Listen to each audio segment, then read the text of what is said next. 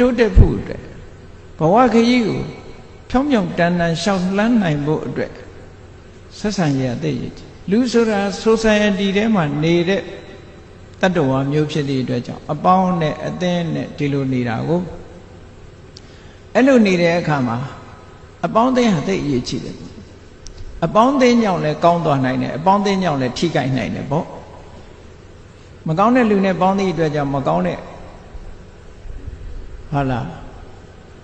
အပုံနဲ့ထွက်တာပေါ့ကောင်းတဲ့လူနဲ့ပေါင်းလို့ရှိရင်ကောင်းတဲ့ရင်ကျွဲတာပေါ့မြတ်စွာဘုရားကရှင်းရှင်းလေးဥပမာပေးထားတာနော်ဥဒိမစ္ဆံကုသခေနယောနရောဥပနရှတိဆိုလိုတာကပုတ်နေတဲ့ငါသို့မဟုတ်ငပိပေါ့ငပိကိုဖက်ကလေးနဲ့ထုတ်လို့ရှိရင်အဲ့ဒီဖက်ကလေးဟာငပိပုတ်အနတ်မနာဘူးလား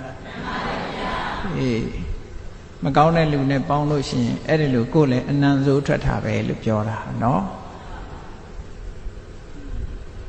ထို့တူပဲကောင်းတဲ့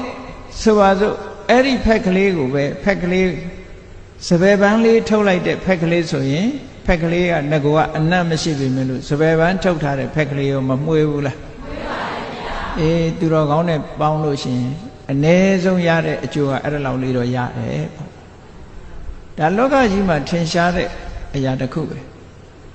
မြတ်စွာဘုရားကဘာလူပသေဝနာလူမိုက်နဲ့ပေါင်းခြင်းပန္တိတုပသေဝနာပညာရှိနဲ့ပေါင်းခြင်းဆိုတာအကျိုးကျေးဇူးနှစ်ခုလူတကာနားလည်အောင်လို့ဥပမာလေးနဲ့ပြောတာစကား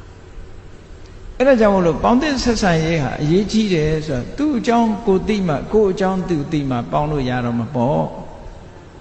အကြောင်းမသိပဲပေါင်းလို့ရှိရင်ဒီပုဂ္ဂိုလ်ကအကျင့်စာရိတ္တကောင်းတဲ့ပုဂ္ဂိုလ်ဟုတ်ကဲ့လားမဟုတ်ဘူးလားသိနိုင်ပါမလားသိနိုင်ပါဘူးဗျာအေးမြတ်စွာဘုရားကဒီသုတ်တံမှာအချက်၄ချက်နဲ့ဟောထားတာကိုကြည်ကြရအောင်သူ့အကြောင်းကိုယ့်အကြောင်းဆိုတာကိုယ်လည်းပါတယ်သူလည်းပါတယ်ပေါ့မြတ်စွာဘုရားဟောထားတာသူ့အကြောင်းကိုယ်အကြောင်းသိဖို့ဘာလို့လဲတဲ့အဲ့ဒီမှာတံဝါသေနတိလံဝေရိတ္တဒီစကားလေးကိုမှတ်ထားတံဝါသေနဆက်ဆံပေါင်းသင်းကြည့်ခြင်းဖြင့်တိလံကိုခြင်းတရားကိုဝေရိတ္တပံသိနိုင်တယ်တူအကြောင်းကိုသိခြင်းလူတယောက်ရဲ့ကိုခြင်းတရားကောင်းမကောင်းကိုခြင်းတရားကောင်းမကောင်းကိုအပေါ်ယံကြည့်လို့သိမလား